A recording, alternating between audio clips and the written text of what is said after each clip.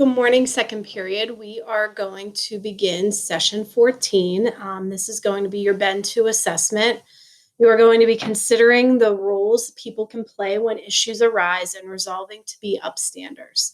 So we are in week 7. This is for day 4 and 5. So this is for Thursday and Friday.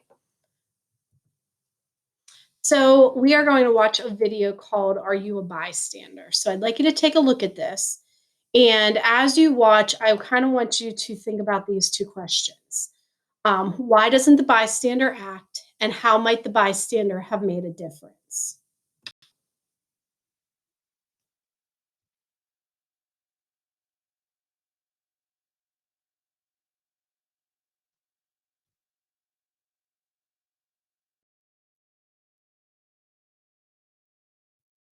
How do you learn a subject or skill in half the time? Let's do this together.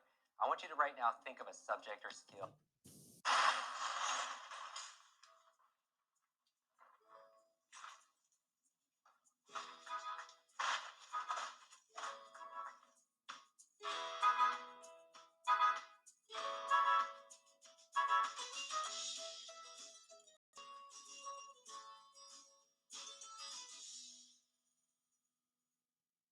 If a stranger needed help, how long would it take you to offer them a hand? According to psychology, the answer to that question may depend less on who you are as a person and more on how many people are with you at the time. In a strange paradox of human nature, the more people there are in a group, the less likely anyone is to offer help. It's called the bystander effect, and it may be a roadblock that's keeping you from showing empathy. When someone is in need, people in large groups tend to feel that they don't need to do anything because someone else will take care of it. This is known as the diffusion of responsibility. The end result is nobody does anything. And if you don't believe me, I'll show you. We started with a large group of 10 people and told them they were here today to see a product demonstration.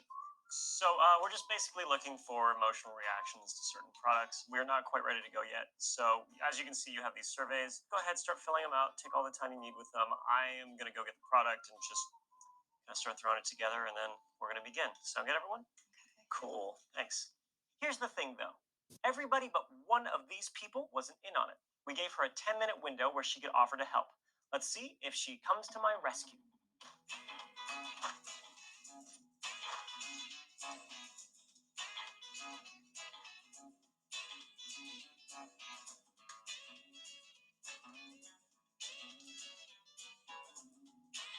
We repeated this a few more times with varying results.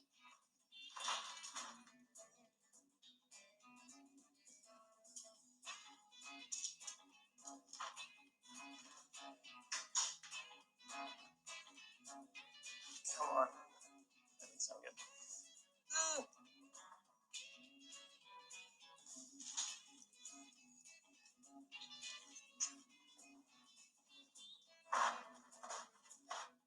Next, we tried it with a group of 5. Oh, jeez.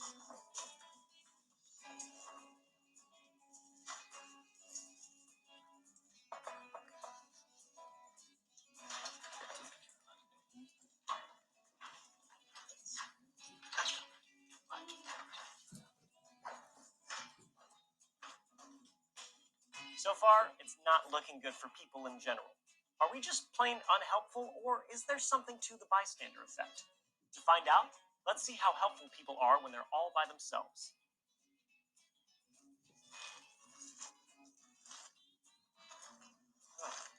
Hi.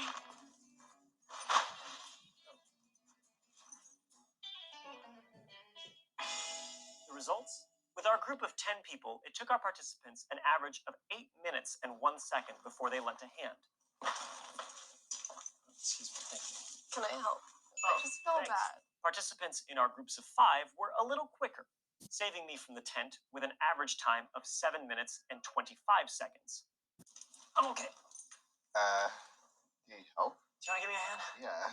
That'd be great, thank you. What can I do? But when our participants were by themselves, that is when they really shined. Oh, Yeah. Oh, thank you so much.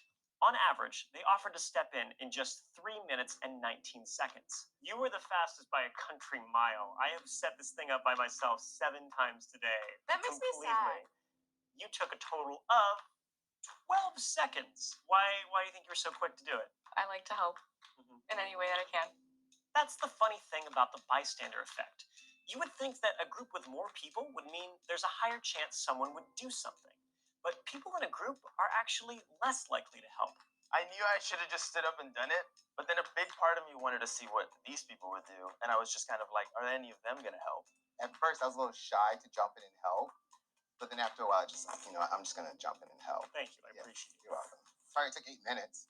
When it's just the two of us in a space, there's like a bond that's created. It's like, well, I'm not going to let you struggle on your own. And I think if there is a group of people, it's way more acceptable for me to be doing that. It's the diffusion of responsibility. I think that's totally true. If something is saying jump in and offer to help, just follow that intuition. Even if no one else is saying anything, just, hey, if you can be a part of helping someone, instead of just watching them struggle, or even take out your cell phone and like tape it or something like that, which is the worst, just offer some help. So, now that you know about the bystander effect, ask yourself, how often do you feel like you should help someone but don't because you think somebody else will do it? Maybe next time, you will be that somebody.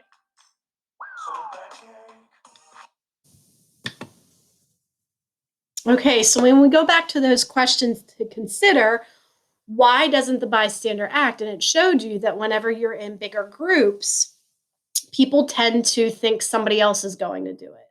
But then when they were one on one, it only took that one woman 12 seconds to act. So just keep that in mind when you are thinking about your books and social issues because it plays a part in how we treat people and the things that we do and how we are a participant in society. Okay, so think also about how might the bystander have made a difference. Okay, so maybe that man was really struggling with that tent and he could have broken something because he was really like manhandling certain things and it wasn't going so well. So he could have ruined the whole thing and the bystander could have come in and fixed it before anything bad would have happened. And obviously this was putting a tent together, but that bystander effect is really important when someone's in danger. You are in a safety situation. Those type of things can be life and death, and that's when you need to think about what you would do in those cases. So let's take a look at another video and think about what happens when the bystander is really needed.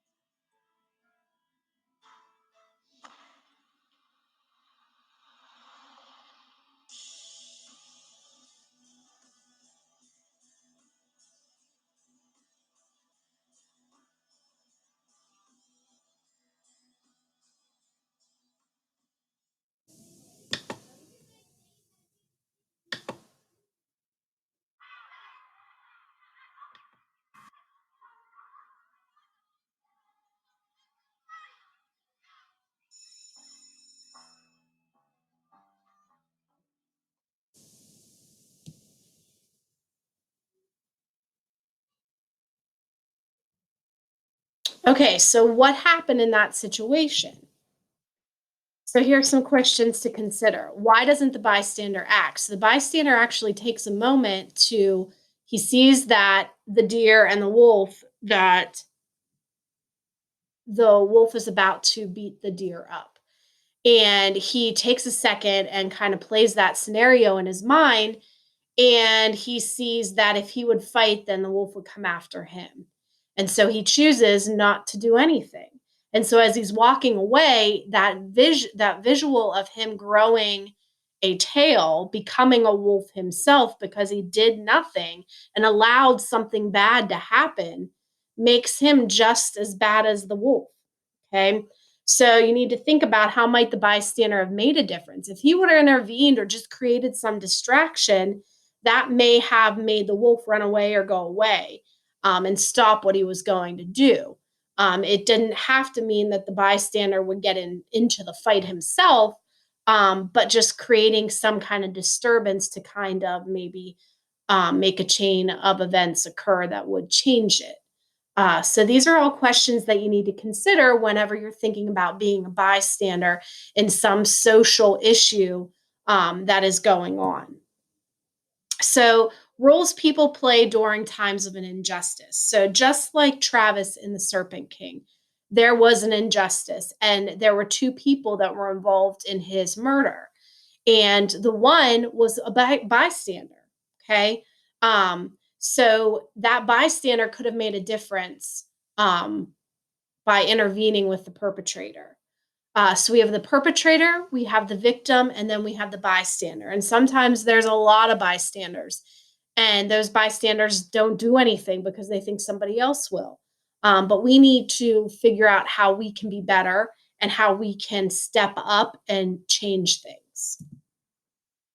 An upstander is an individual or group or nations who, when bearing witness to injustice, decide to do something to stop or prevent these acts from continuing. Okay. So instead of just being a bystander, we need to stop and think about how we can help people and how we can make a difference. So you want to be an upstander in a group. You don't want to just stand there and let something bad happen. You need to be smart about it because you don't want to put yourself in danger, but you need to help people and you need to figure a way out to be a part of the solution rather than the problem. And for social issues, this is a huge, huge part of why things happen, and why we have the issues that we do, because a lot of times most people don't stand up because of peer pressure, because they're afraid, because they just maybe don't care enough. But you need to challenge yourself to be an upstander. So that's kind of the big lesson with this Ben 2 assessment. So when we think about the Serpent King, what gets in the way of social justice? Who were the upstanders and what can we learn from them? And then which characters have potential to be upstanders, and what do they do? What do they need to do? So we have a lot of characters, I think, that have potential in this book, but they don't always do it. And they don't step in and become an upstander. They stay that bystander. So you need to think about the characters in this book and where they fall. And what those social justices are. There's a lot in this book.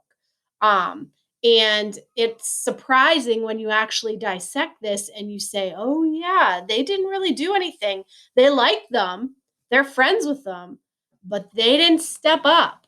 So, thinking about who is an actual upstander or who had the potential but didn't do it, is important to think about. And that kind of really changes your view sometimes on a character. So, your task for today, by the end of the day on Friday, you are going to have read chapters 33 to 36, okay, from the Serpent King. So, chapters 36 needs to be read.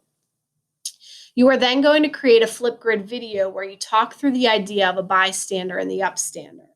Your assignment is in Google Classroom and it's detailed. So, if you have any questions, please email.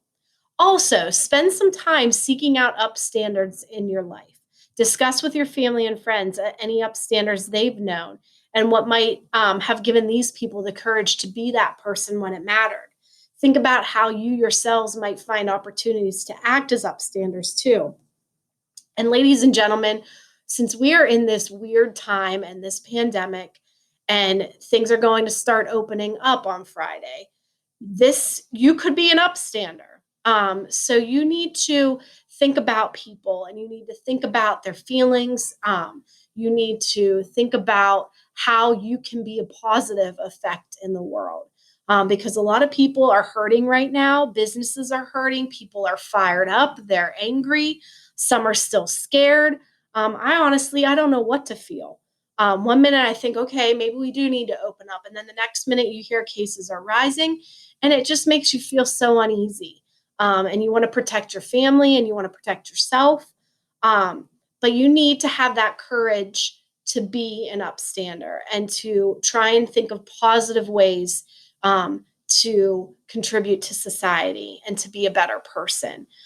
So if there's anything from reading this book and from doing this unit and from the time that we're in right now is to be better, that is so powerful. And that is such a great thing for you as ninth graders to be able to say that you lived through and that you had the courage to, be this positive influence and make a difference in somebody's life. So I hope that you're able to do that and you can rise to this challenge. I hope you have a wonderful Thursday and Friday and a great weekend. And I will talk to you on Monday when we start Bend 3. Have a great weekend, guys.